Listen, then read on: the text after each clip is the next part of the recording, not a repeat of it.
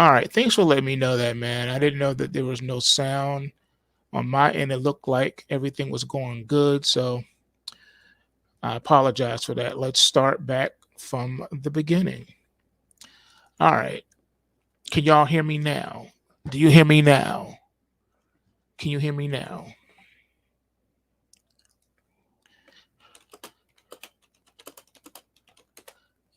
Can you hear me now? Mic test, mic test. Can you hear me now? Can you hear me now? Okay, great. All right, so we're just going to run this back. So we'll tell everyone to start at 3:55. All right, so let's see. I'll just make a note. Sound starts at 3:55. That should do it. All right. So we'll start from the top. Okay, so the first chart is the Dow Jones Industrial Average. The ticker is DIA. And I pointed out that we're still in a bear market. And so this market is still in jeopardy of being sold because rallies in bear markets are sold. And what you can see is the market had a nice little bounce from this low point, right? And rallied into the close on Friday, hitting a new weekly high. But the market is still in jeopardy of getting sold off because the bears are still in control of this market. All right. This is still a bear market. We have not changed the complexion of the long-term trend. Just something to think about as we move forward. The next chart is the Litecoin, and the ticker here is LTCN. And as you can see, the market gave us a crash alert on Friday's close. So it looks like we put in a short-term top here in Litecoin. This is the ETF, of course. And it looks like the market is in jeopardy falling back down below the Kumo cloud.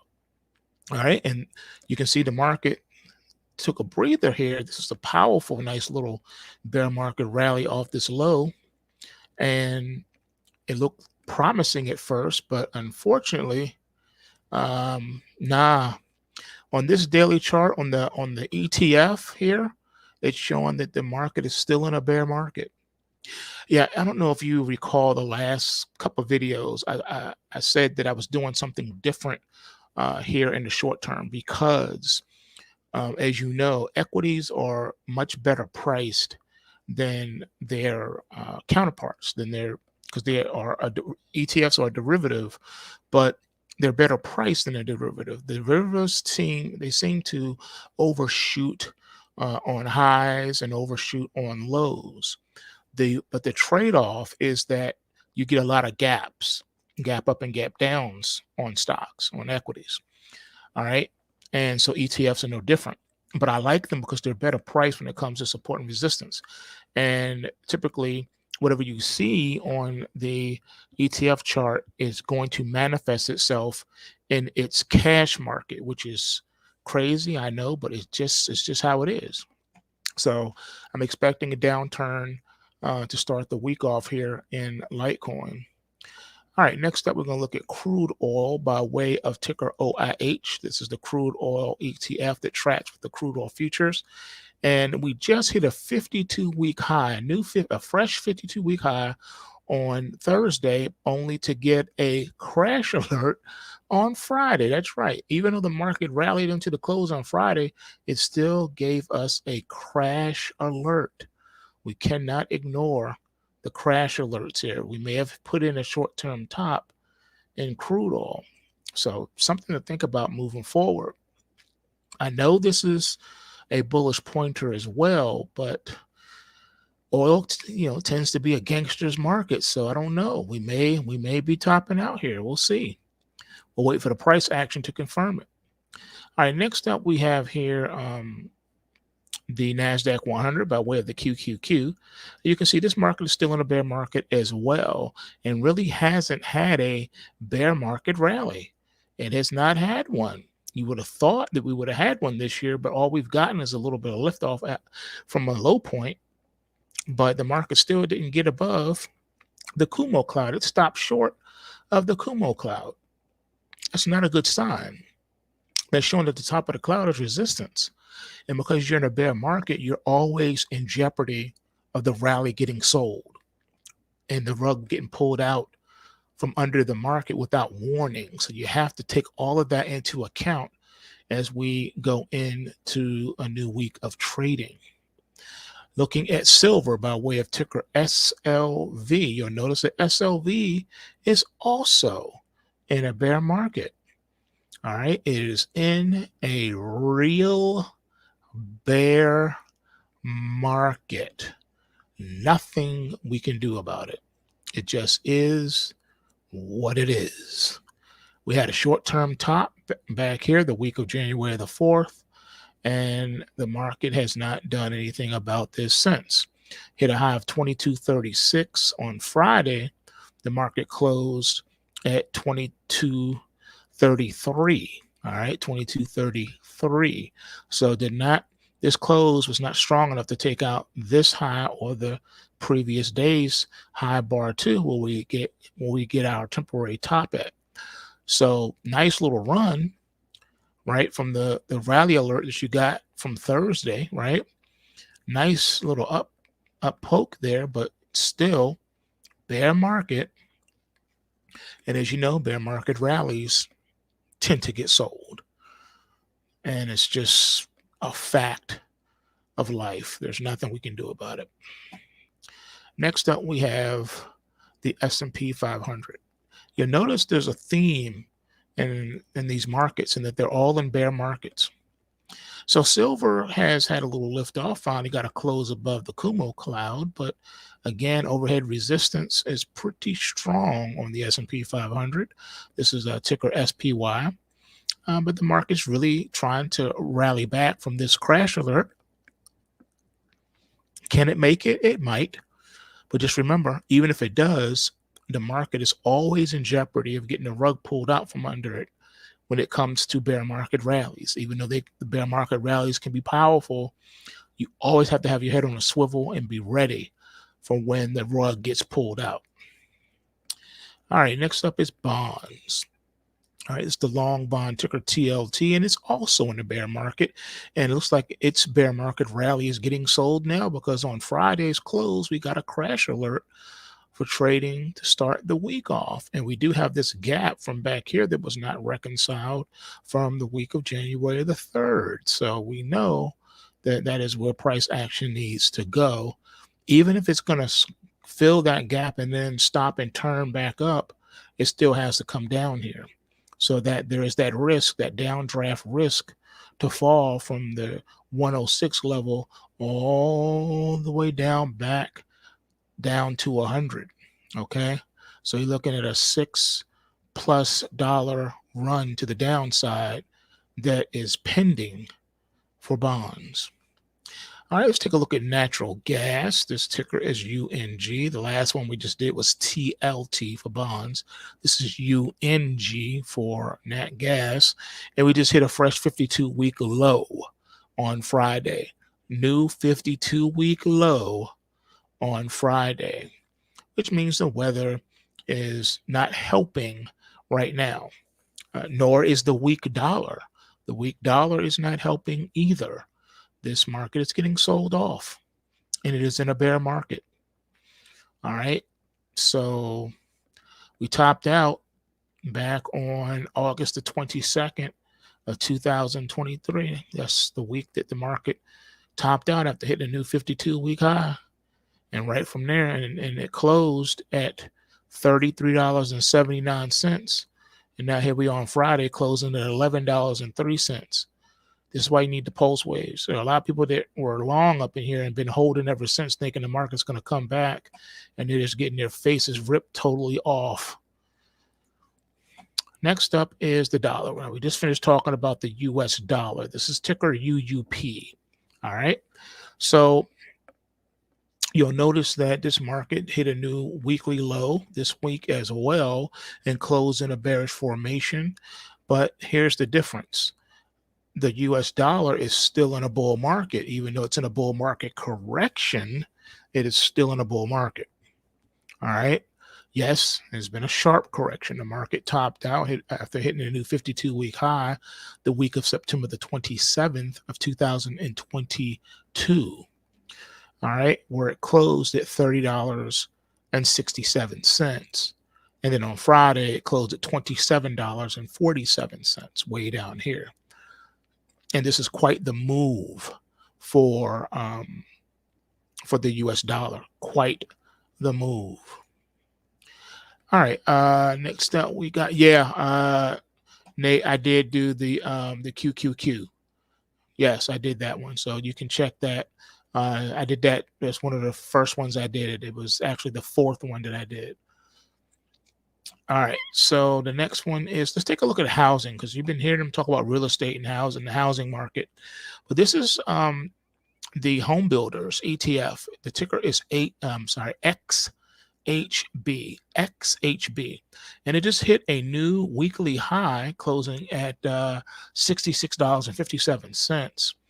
It's in a bear market. Therefore, we have ourselves an official bear market rally that started here the week of October the 21st of 2022, where the market closed at $55.06. Now you're at $66.57.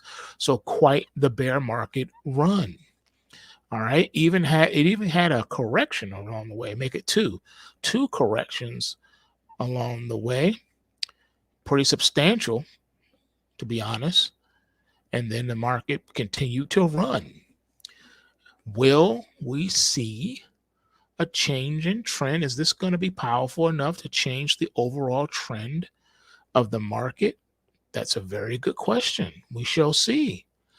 But for now, we got a powerful bear market rally that doesn't look like it wants to stop. And it looks healthy. It looks substantiated. All right. So what can I say? There's nothing I can say. This market is looking tough, and I think it's going to continue to run. So I guess the home builders are still strong. You know, price action doesn't lie. People can lie, but the price action will not.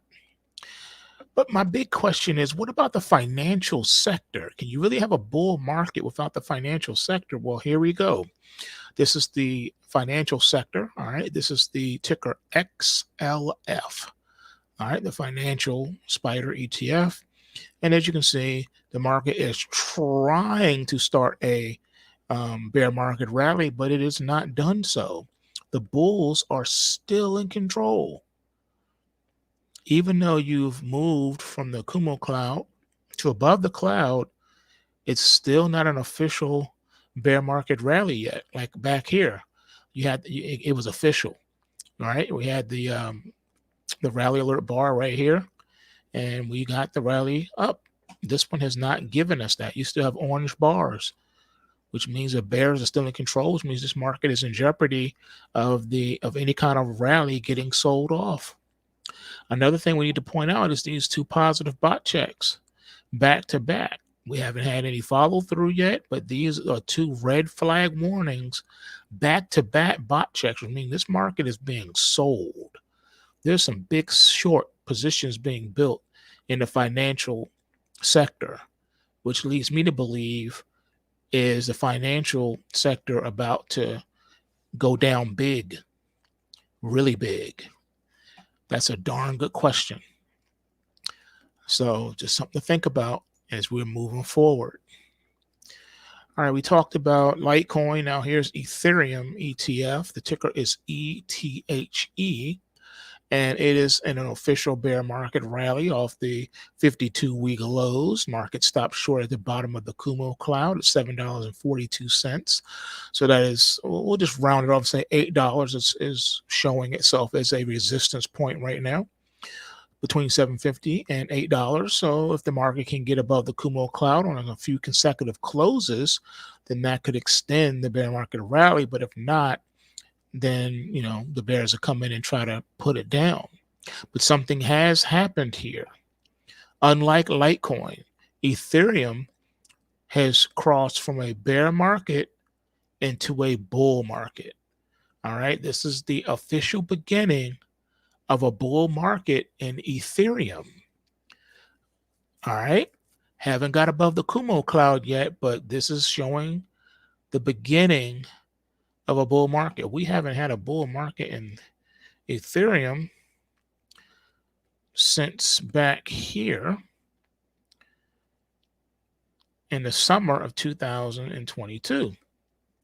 And it didn't really last that long. You figure it lasted from July the 1st up until like August the 15th.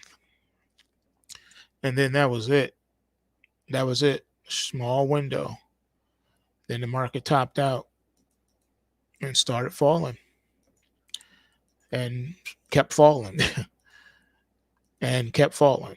And now here you are. So is the market ready to really lift off and turn bullish green this time? We're about to find out. We are about to find out. Next up is the Australian dollar. The ticker here is FXA. This is the Australian dollar ETF. And as you can see here, this market is in an official bear market rally, and a very powerful one at that. All right, it's had a few corrections along the way, and the market managed to get above them. So looking really good right now. Nice bear market rally going in your Australian dollar. All right, so that's definitely one to watch this week. Looks like this one wants to continue to run. So we'll see how far it can go.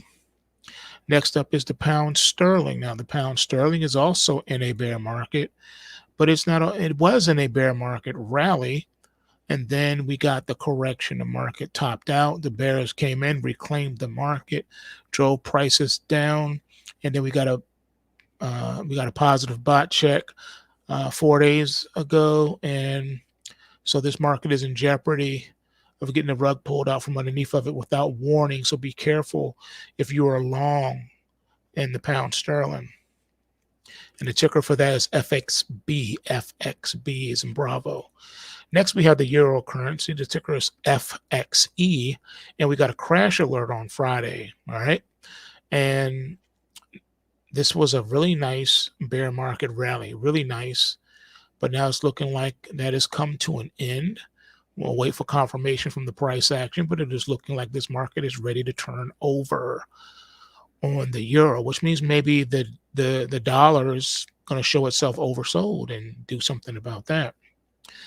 Here's Bitcoin itself. This is ticker GBTC, the Bitcoin ETF. And you can see here that it is poked itself powerfully so above the top of the Kumo cloud here, and it is translated from a bearish to a bull market, official bull market now in your Bitcoin, according to GBTC. All right, this is interesting. We'll see if the market can really get some legs underneath of it, but according to this, looks like the market is ready to run. All right, fine. Bitcoin and Ethereum want to turn bullish. What about your gold miners? Well, guess what? The gold miners have turned from bearish to bullish. It's official. We have a bull market now in the gold mining stocks. It's official. It's official tissue. We were in a bear market. We never really got a bear market rally going.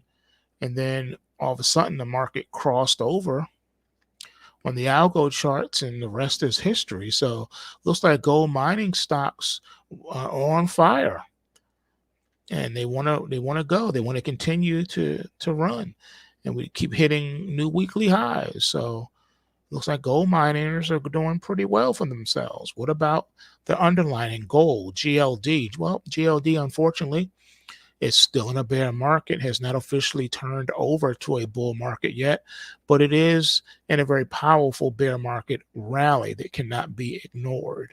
This is an official bear market rally. My only concern, I'm really concerned, is that we did gap up the week of November the 4th. The market gapped up the week of November the 4th. $154.66 needs to be reconciled if this thing is really going to be sustained. Because if not, that means the market's going to come crashing down It's going to have to fill this gap at some point. All right. Markets don't always have to fill gaps right away. They can go weeks or months or even years. But we know that the doomsday clock is ticking.